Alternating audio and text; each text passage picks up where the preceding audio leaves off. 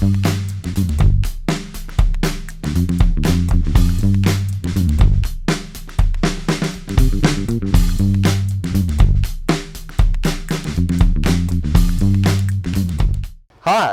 and welcome to Unplanned, the show about cities and how they work. I'm Sam, your host.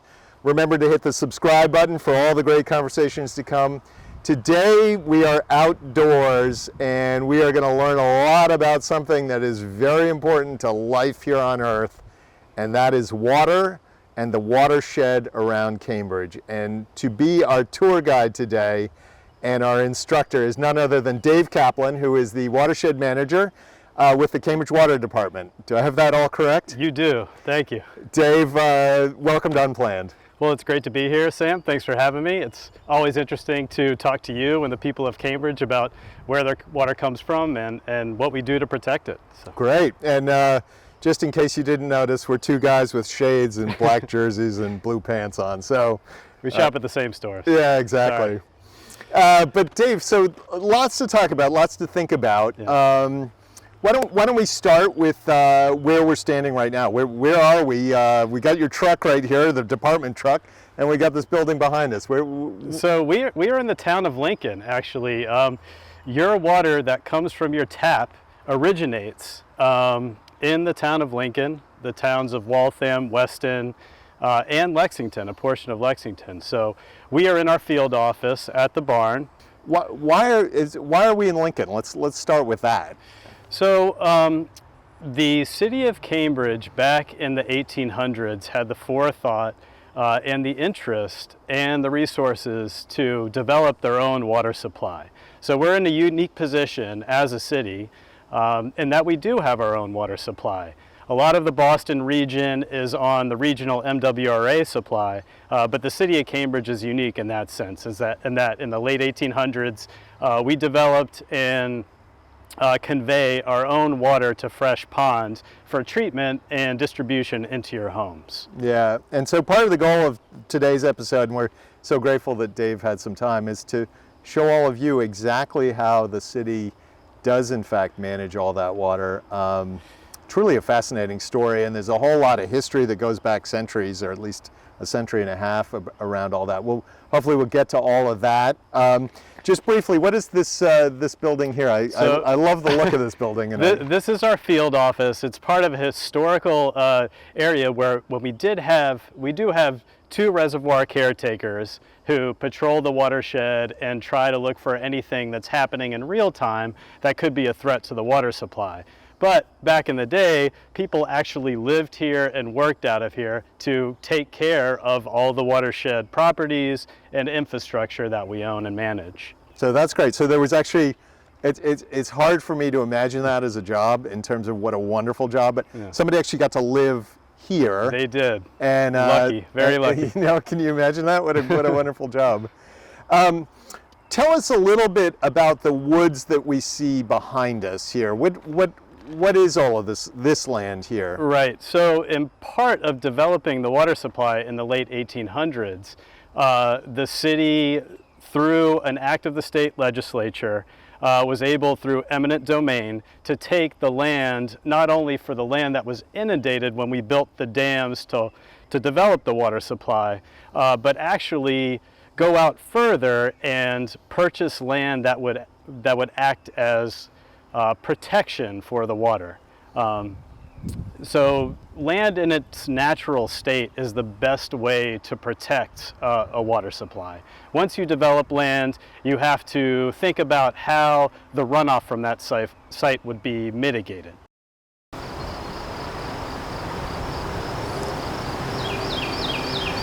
All right, Dave, now we're both standing in a field. And I thought it'd be really interesting for people just to think about how that water does get to the tap. And why don't you start by just telling us, where does all our water start from, basically? Well, it all starts from the rain. Okay. So the rain falls out of the sky and it has to land somewhere. So if it's landing on a natural, undeveloped state, the water can percolate slowly into the ground. It can feed the trees and it can feed all the plants and provide water for all the woodland critters that are around here too. So it's important to to recognize, and this is something I remember learning or first processing in my life, that all of this material here, all this plant natural material, is actually a natural filter for the water. Is that correct? That is correct. And so the water just travels across this land, down this little hill slope, into the, well, you can't see it off camera, but into the larger body of water that's right over there. Right. If the water will actually build up and flow through, the vegetation opens up the soil pores through its root system, so it's very unlikely that any runoff, any runoff, if at all, will come from just a normal rain event. So that whole natural ecosystem, we talk about ecosystems all the time these days, but the natural ecosystem that is frankly as old as planet Earth is really fascinating, but it's also crucial to the job that you do as well. It is. We look for opportunities to purchase land and take it out of development because that is the best way to protect the water supply long term.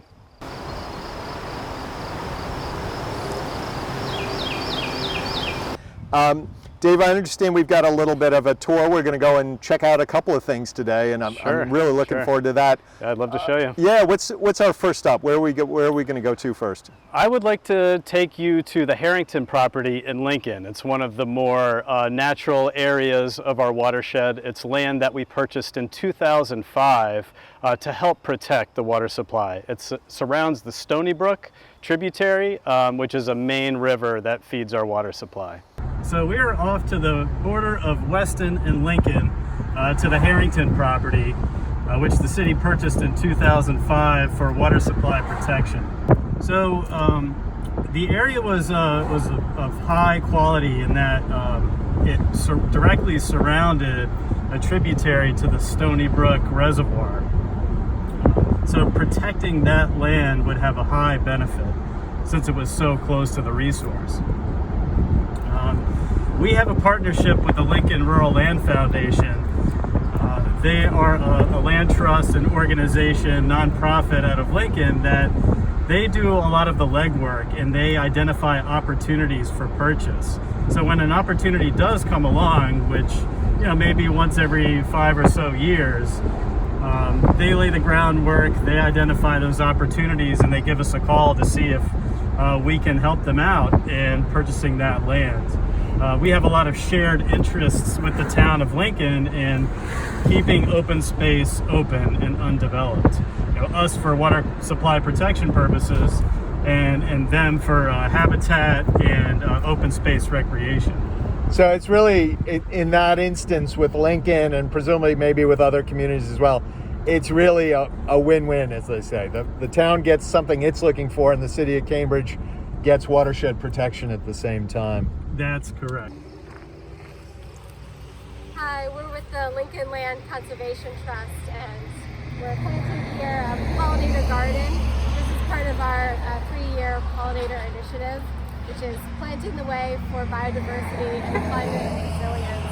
So we're putting in probably about a dozen species of perennials, grasses, and shrubs that are specifically curated to help at-risk bumblebees and Lepidoptera that are native to Massachusetts.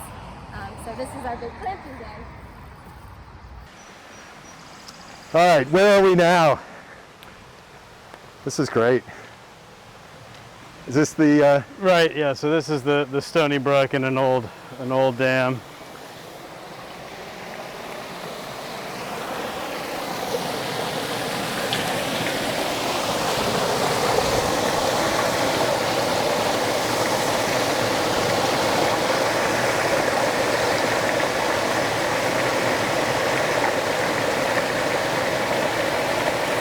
So Dave, what are we looking at here? We are looking at the Stony Brook. This is the main water supply tributary that feeds our reservoir systems and that feeds your tap. It's incredible. It's beautiful. And what's this little dam that we're seeing right here? This is a historic dam built a while ago. Well, actually, I don't know if it's historic in terms of historic preservation status, but this was built a long time ago, I think by just local residents to create a skating pond and a water feature that they could, and fishing that they could enjoy. Wonderful. This bit of water is the lifeblood for the city of Cambridge. The water that you drink, the water that we use for fire suppression, and the water that we need to help Cambridge grow is right here. So it's paramount that we protect it.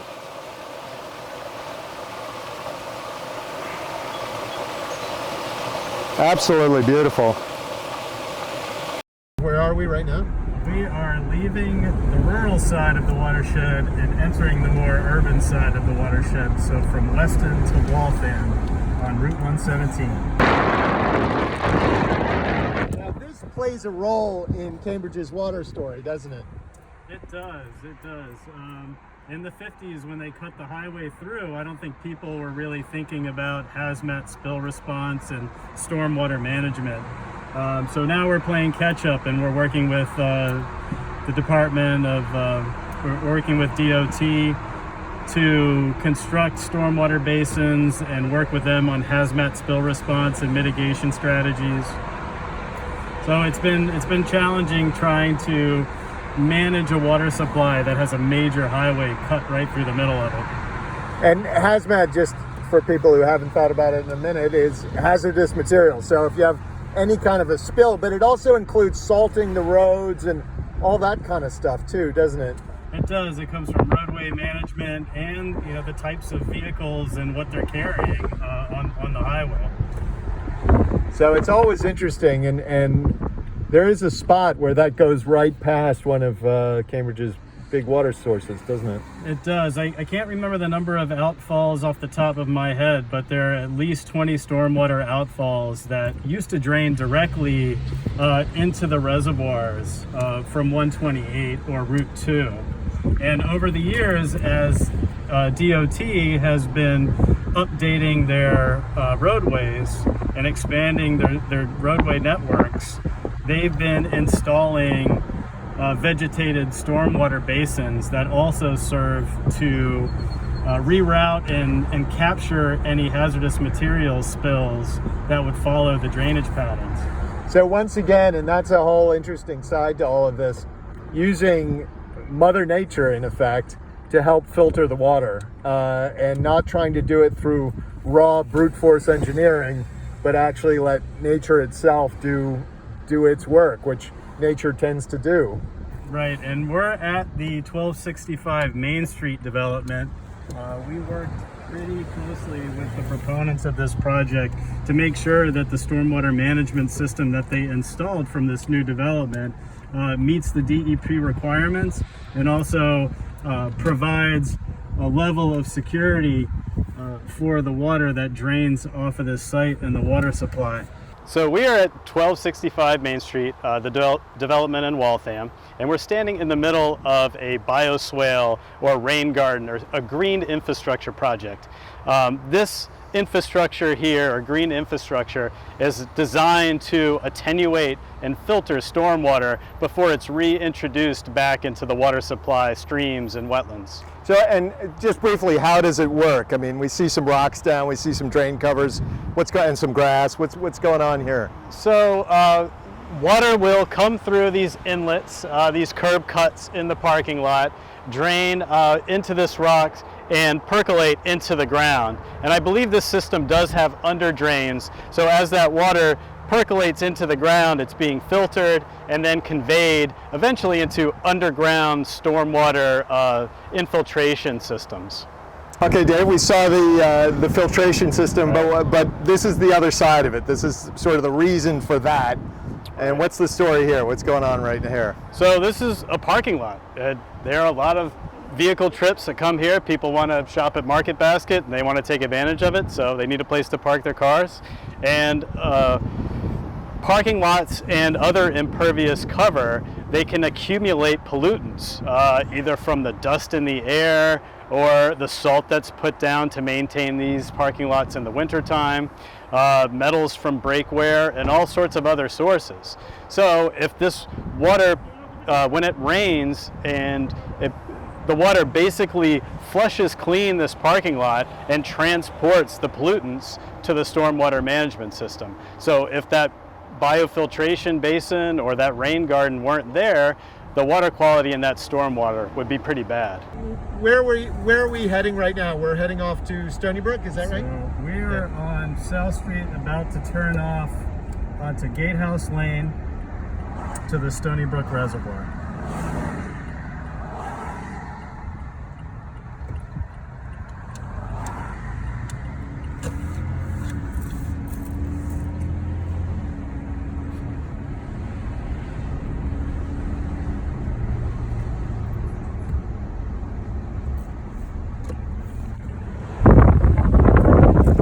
That's beautiful, Dave.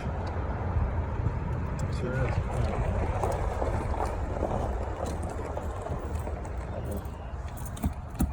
Well, Dave, you've taken us to a pretty special place right here. Where are we?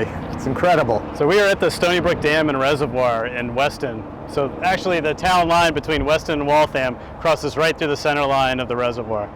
Absolutely beautiful. And how big is this body of water here?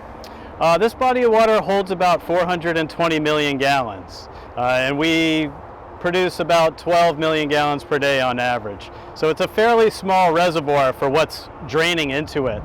We rely on the Cambridge Reservoir for the bulk of our supply. Incredible. And then what's this building behind you here, over your shoulder here? So this is the Stony Brook Dam Gatehouse. You can see from the cornerstone, built in 1887. And it's a beautiful building that we're lucky to have as part of our infrastructure. Yeah, absolutely beautiful. Can we go and take a look a little closer? Sure, All let's right. do it. Let's do it. Let's go do it.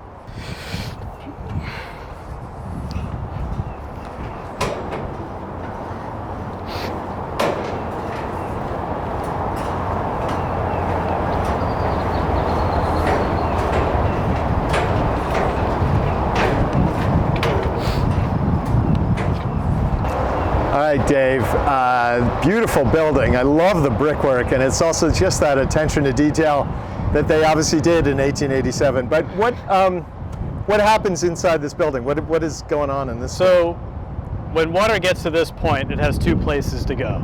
And from this is basically a vertical standpipe where we can release water into that 7.5 mile underground aqueduct to feed our supply and water down to fresh ponds. Or if we're reaching unsafe dam operating levels, we will release water to the Charles River downstream. And is the Charles River what we're looking at, direction that way as we look down this way? It is. Interesting. So this can either go to the drinking water supply, or if there's just too much water or there's other reasons, it can be released as kind of a safety valve. Correct. Right here. Correct. Absolutely beautiful. Dave, can you just talk for a second about infrastructure? We're looking at obviously huge amounts of infrastructure done over hundreds of years, but it's a crucial part of the whole picture, and it must be something you think about quite a lot. We do. We look at it from a routine maintenance standpoint, just to make sure that it's holding up just as good as it did when it was first built back in the 1800s. But we also look at it from a change perspective, and climate change in particular, and resiliency.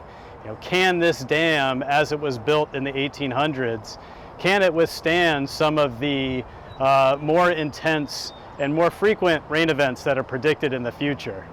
Well, Dave, you've been incredibly generous with your time and obviously your knowledge, and just sharing with all of us so much about the watershed and this really crucial piece of infrastructure and part of daily life here, not just in Cambridge, but around the world. Well, thank you, Sam. It's been really fun showing you around, and just to have this as an opportunity to reach out to other residents of Cambridge and to teach them a little bit more about the supply. Well, good. Well, maybe we'll get you back on unPlanned sometime Great. soon. I'd like that. Thank you.